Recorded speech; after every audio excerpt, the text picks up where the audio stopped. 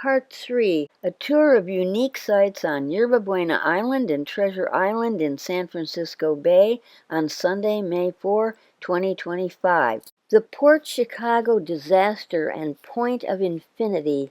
We're at Yerba Buena Island in San Francisco Bay at Panorama Park. We're looking at an art installation called Point of Infinity. That's the San Francisco Bay Bridge.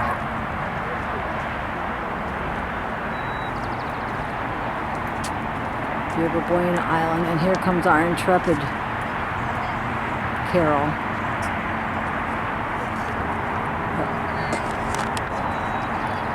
This woman just doesn't stop. And thank goodness for all the people who she can help by her intrepid reporting, her passion for this. Up there. Okay, we're going to the top. There's a bench.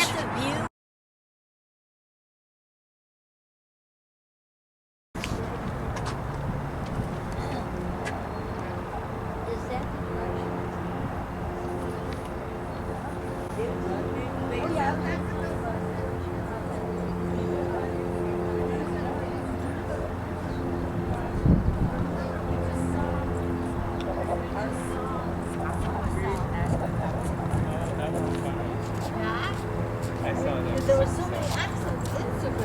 Yes. I'm like, and I had such a hard time understanding. I needed the subtitles.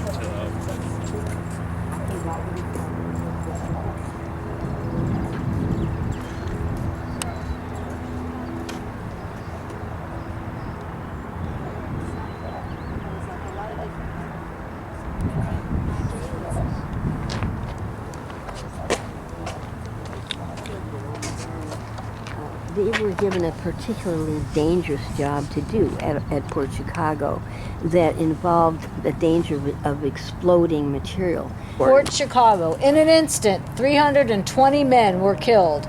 202 of them were black sailors. The Port Chicago disaster was a massive munitions explosion at a naval base in Port Chicago, California on July 17, 1944. It resulted in the deaths of 320 people and was the deadliest home front disaster during World War II. This is from Wikipedia. The disaster led to the Port Chicago Mutiny trial, where African-American sailors, many of whom were among the survivors, were charged with mutiny for refusing to resume work handling munitions. The disaster and its aftermath highlighted the racism faced by African-American sailors during World War II, who were often relegated to dangerous tasks and denied equal opportunities. The U.S. Navy later posthumously exonerated these sailors. These names will be read in honor of the Port Chicago 50. Julius J. Allen, Mac Anderson, Douglas G. Anthony, William E. Banks, Arnett Bowe, Morris Berry, Martin A. Bordenave, Ernest D. Brown, Robert L. Burridge, Mentor G. Burns, Zach E. Credell, Jack P. Crittenden, Hayden R. Curd, Charles L. David Jr., Benin Dees, George W. Diamond, Kenneth C. Dixon, Julius Dixon, John H. Dunn, Melvin W. Ellis, William Fleece Jr., James Floyd, Ernest J. Gaines, John L. Gibson, Charles C. Gray, Ollie E. Green, Harry E. Grimes, Herbert Havis, Charles N. Hazard, Frank L. Henry, Richard W. Hill, Theodore King, Perry L. Knox, William H. Locke, Edward L. Longmire, Miller Matthews, Augustus P. Mayo, Howard McGee, Lloyd McKinney, Alfonso McPherson, Freddie Meeks, Cecil Miller, Fleetwood H. Postel, Edward Saunders, Cyril O. Shepard, Joseph R. Small, Willie C. Suber, Edward L. Waldrop, Charles S. Wiedemann, Albert Williams, Jr., Panel curators: Walt Belofsky, Vice President, Treasure Island Museum; Amadou Soulier, designer, Hood Design Studio; Kelly English, Program Manager; Cooperating Associations and Partnerships, National Park Service; Grace Mitchell Tata, writer, Hood Design Studio. The daughters of Seaman First Class Cyril O. Shepard, Carol Bell, and Deborah Shepard were present at the dedication of the Chicago 50 Memorial at Yerba Buena Island in 2024. The Treasure Island Museum has brought attention to the racial injustice at Port Chicago for years. Right, and over there is the Spire. That was made by a Japanese artist who works in the United States now. He's not in San Francisco. I think he's out of New York. His name is Sugimoto, and this is called the Point of Infinity, meaning it has some kind of mathematical, something to do with physics. And it was carefully put up here to the tune of something like $2 million for that. At the same time, the redevelopment is running out of money. So when I come up here, I ask myself, how TIDA managed to pay for that when the redevelopment that they are directing is running out of money? And I think it's a reasonable question, don't you? Yeah. Announcement. San Francisco Arts Commission. On March 1, 2023, the San Francisco Arts Commission, SFAC, in partnership with the Treasure Island Development Authority, TIDA, announced the installation of the first permanent sculpture commissioned for the Treasure Island Arts Program by internationally renowned artist Hiroshi Sugimoto.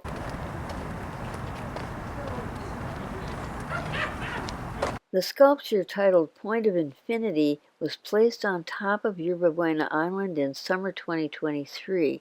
This artwork marks Sugimoto's first large-scale public sculpture to be installed in the United States.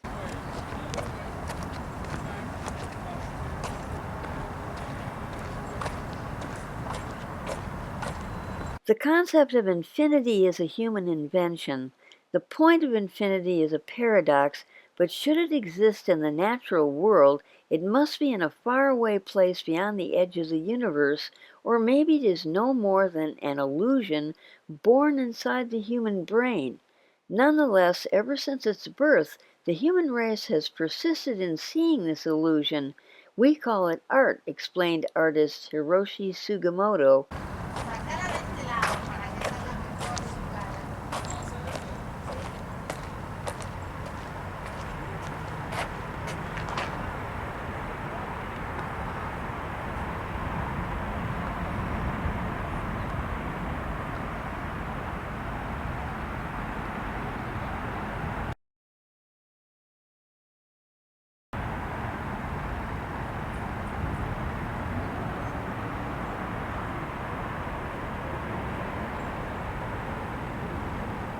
The form of the sculpture is created from two converging hyperbolic curves that get closer and closer but never meet. In the material world, it is physically impossible to make a point that reaches all the way to infinity. What I can do, however, is suggest infinity by making an approximate point that can exist in the material world as a mathematically modeled structure with a 21 millimeter wide tip.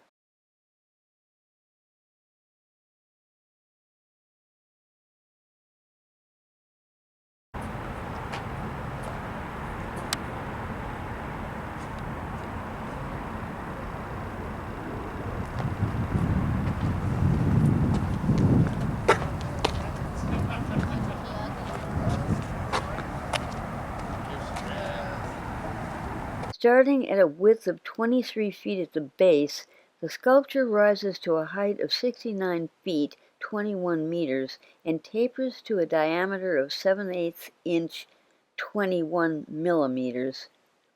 8 glass fiber reinforced concrete panels compose the base of the sculpture to a height of 18.5 feet and then seamlessly transition to mirror-polished marine-grade 316 stainless steel that rises another 50.5 feet.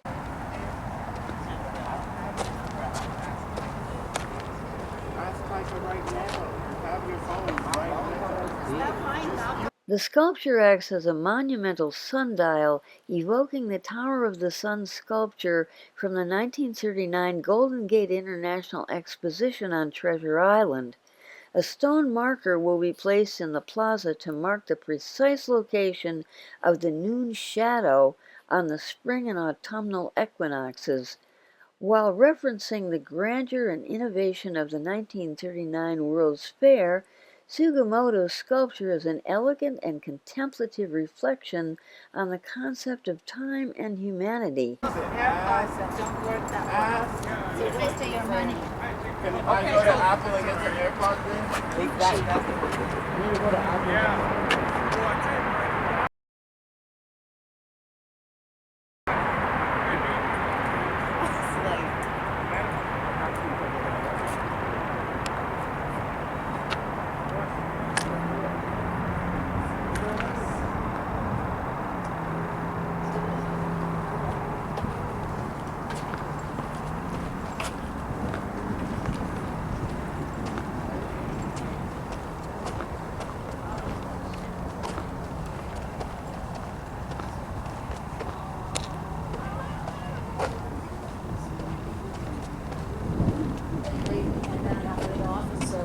Straight to graduate school. It was just a dream come true.